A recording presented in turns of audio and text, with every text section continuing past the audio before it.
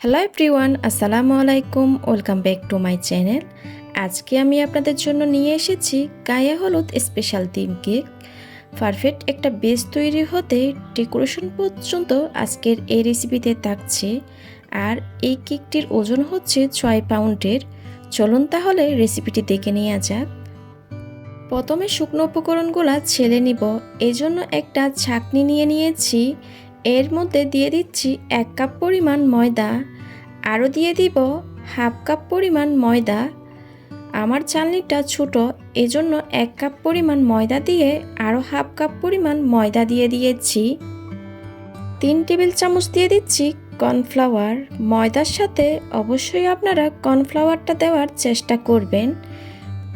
আরও দিয়ে দিচ্ছি 2 চা চামচ বেকিং পাউডার, 1/4 টিস্পুন পরিমাণ লবণ দিয়ে দিলাম। আপনারা অনেকে প্রশ্ন করেন কর্নফ্লাওয়ারটা কেন দেওয়া হয়। কর্নফ্লাওয়ারটা দেওয়া হয় ময়দাটাকে উইক করার জন্য।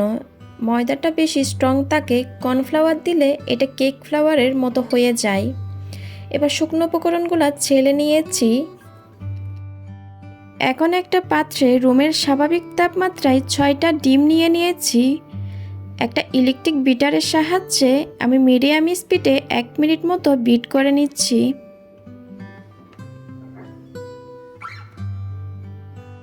এক মিনিট পর আমি এখানে চিনি অ্যাড করব। এখানে আমি 1 কাপ পরিমাণ চিনি নিয়েছি। আর আমি আজকের এই 3 পাউন্ডের কেকে 1 কাপ পরিমাণ চিনি ব্যবহার করব। আমি 1.5 কাপ চিনি ব্যবহার করব না। আমার কাছে মনে হয় 1.5 কাপ চিনি অতিরিক্ত মিষ্টি হয়ে যায়। আপনারা চাইলে 1 কাপ চিনি দিয়ে আরও 1/3 কাপ পর্যন্ত দিতে পারেন। অল্প পরিমাণ চিনি দিয়ে খুব ভালোভাবে বিট করে নিব। প্রথমে যে চিনিটা দিয়েছি ওইটা ভালোভাবে গলে যাওয়ার পর পরবর্তীতে আমি আবারও চিনি অ্যাড করব। এভাবে করে যদি চিনি অ্যাড করেন চিনির দানাটা খুব ভালোভাবে গলে যায়। চিনির দানাটা টোটালি না গলা পর্যন্ত বিট করতে হবে। সেক্ষেত্রে আপনাদের 6 থেকে 7 মিনিট মতো সময় লাগতে পারে। কারো কারো কিছুটা সময় বেশি বা কম লাগতে পারে। কোনো কিছু লিখলে যদি লেখাটার সাথে সাথে মুছে না যায় তাইলে বুঝতে পারবেন ডিমের ফর্মটা পারফেক্ট হয়েছে। এবার দিয়ে দিচ্ছি 2 চা চামচ পরিমাণ অরেঞ্জ ইমালশন। আপনারা আপনাদের পছন্দ অনুযায়ী যে কোনো এসেন্স বা ইমালশন ব্যবহার করতে পারেন। কয়েক ফোঁটা ফুড কালার দিয়ে দিচ্ছি। আর 1/4 কাপ পরিমাণ রান্নার সয়াবিন তেল দিয়ে দিচ্ছি। আবারও সব কিছুকে একত্রে ভালোভাবে মিশিয়ে নিচ্ছি। এই পর্যায়ে বেশি বিট করা যাবে না, 10 থেকে 15 সেকেন্ড পর্যন্ত বিট করলে হয়ে যায়। মিশিয়ে নেওয়া হয়ে গেলে বিটারটা সরিয়ে নিচ্ছি। এবার দিয়ে দিব শুকনো উপকরণগুলা। আগে থেকে ছেলে রাখা শুকনো উপকরণগুলা আমি আরেকবার ছেলে শুকনো উপকরণগুলা দিয়ে দিচ্ছি। আর শুকনো উপকরণগুলা আমি এরকম একটা হ্যান্ড হুইক্সের সাহায্যে মেশাবো। এই শুকনো উপকরণগুলা ফোল্ডিং মেথডে মেশাতে হবে। মেশানোর সময় খুব আলতো হাতে মেশাতে থাকতে হবে। তাড়াহুড়া করে মেশাতে গেলে ডিমের ফর্মটা বসে যাবে। আমি আবারও শুকনো উপকরণগুলো ছেলে দিচ্ছি। প্রথমে যে শুকনো উপকরণগুলো দেওয়া হয়েছিল ওইটা ভালোভাবে মেশানোর পর আমি দ্বিতীয়বার শুকনো উপকরণগুলো দিয়ে দিয়েছি। আপনারা শুকনো উপকরণগুলা 2 থেকে 3 বারে ছেলে দিবেন। একসাথে শুকনো উপকরণগুলো দিয়ে দিলে ডিমের ফর্মটা বসে যাবে। আর এই শুকনো উপকরণগুলো একদিক থেকে মেশাতে হবে। উল্টাপাল্টা করে মেশাতে গেলে ডিমের ফর্মটা বসে যায়। শুকনো উপকরণগুলো মেশানো হয়ে গেছে। এখন একটা স্প্যাচুলার সাহায্যে আমি আরেকটু মিশিয়ে নিচ্ছি। দেখুন ব্যাটারের ঘনত্ব কীরকম হয়েছে। এই সম্পূর্ণ ব্যাটারটা 12 ইঞ্চি একটা মোল্ডে ঢেলে নিয়েছি।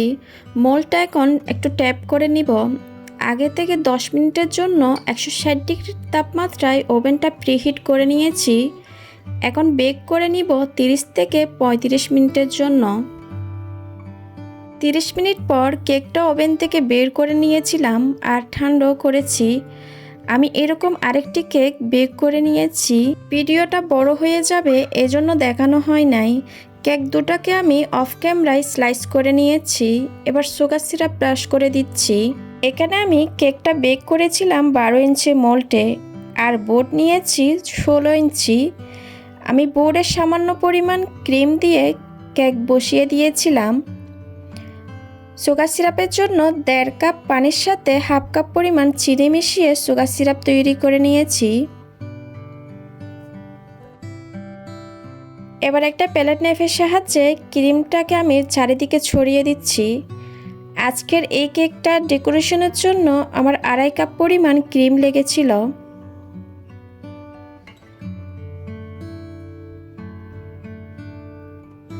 ভালোভাবে চারিদিকে ছড়িয়ে নেওয়ার পর এবার দ্বিতীয় স্লাইসটা বসিয়ে দিচ্ছি। দ্বিতীয় স্লাইস বসিয়ে দেওয়ার পর আমি ক্রাম কোটিং করে নিব। একটা প্যালেট নাইফের সাহায্যে ভালো করে ক্রাম কোটিং করে নিচ্ছি।